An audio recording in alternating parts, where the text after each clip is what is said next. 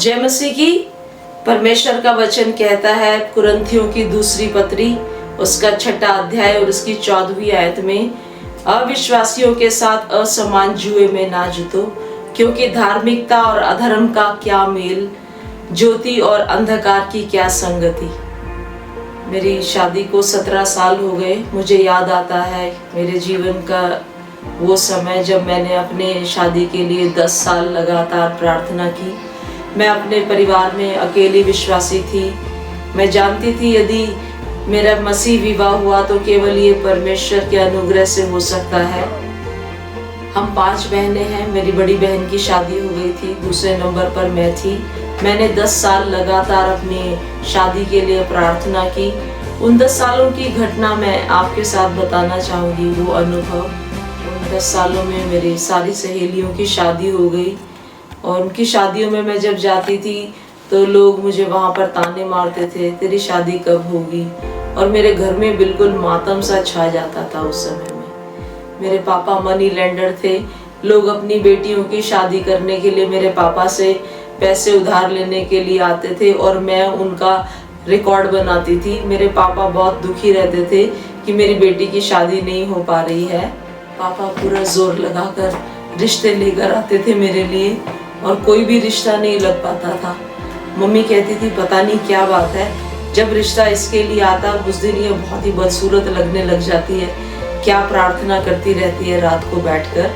Sunday को जब लड़के वाले मुझे देखने के लिए आते थे तो मैं पापा से बहुत रिक्वेस्ट कर बोलती थी, पापा मुझे चर्च जाने दो, मैं चर्च से आ जाऊंगी, उन लोगों के आने से पहले मैं घर आ जाऊंगी पापा। बहुत रिक्वेस्ट करके मैं उस दिन संडे को चर्च पहुंचती थी। मैं अपने पास्टर को सैटरडे को ही बता देती थी कि भैया संडे को मुझे लड़के वाले देखने के लिए आ रहे हैं। एक बार की घटना मुझे याद है, मुझे संडे को लड़के वाले देखने के लिए आ रहे थे। मैंने अपने पास्टर को बता दिया। तो जब लड़के वाले मुझे देखने के लिए आए और चले गए, मंडे को मैं जब चर्च पहुंची तो मेरे पास्टर मेरे पास आए, बहुत ही खिलखिलाकर मुझसे बोलने लगे, लड़का देखने आया था, कैसा लगा। मैंने अपने पास्टर से कहा, भैया परमेश्वर का वचन कहता है कि असमान जुए में ना जुतो। 10 सालों के बाद मेरे जीजा जी और मेरी बड़ी बहन ने प्रभु यीशु मसीह को अपने उद्धारकर्ता के रूप में ग्रहण किया और वो आराधना करने के लिए मेरे कलीसिया में आने लगे। वहाँ उन्होंने मुझे अनुवाद करते हुए, सुसमाचार सुनाते हुए, प्रार्थना करते हुए, प्रभु की सेवा टहल करते हुए देखा। जब भी मेरे पापा मेरे लिए लड़का देखने के लिए जाते थे तो मेरे जीजा जी को साथ लेकर जाते थे। इस बार मेरे जीजा जी ने पापा को कहा, पापा मैंने मोना को चर्च में देखा हुआ है, ये परमेश्वर की सेवा करती है, ये गैर विश्वासियों के साथ नहीं रह पाएगी। अब या तो आप इसकी शादी किसी विश्वासी के साथ करो या इसे जहर देकर मार दो। उस दिन मेरे पापा मेरी शादी के लिए एक विश्वासी के साथ सहमत हो गए और परमेश्वर ने मेरी 10 साल की प्रार्थनाओं का उत्तर दिया। हालेलुया। वहाँ से पास्टर साहब ने अपनी मौसी के बेटे के साथ मेरे लिए रिश्ते की बात की और यहाँ से मेरे जीजा जी ने संभाल लिया। मुश्किल था पर असंभव नहीं। इसी समय जब मेरे पापा मेरी शादी का कार्ड मेरे रिश्तेदारों के, पड़ोसियों के पास लेकर जाते थे, पापा का बहुत अनादर हुआ।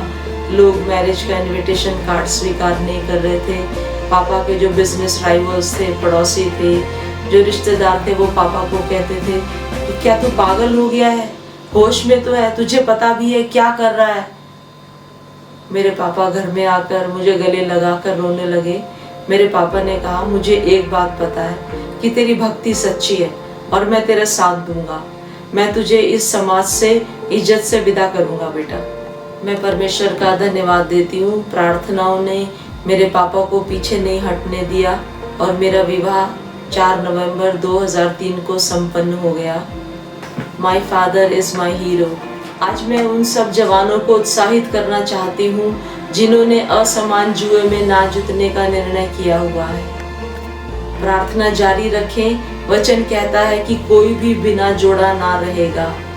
परमेश्वर आपके लिए उत्तम लाइफ पार्टनर देगा।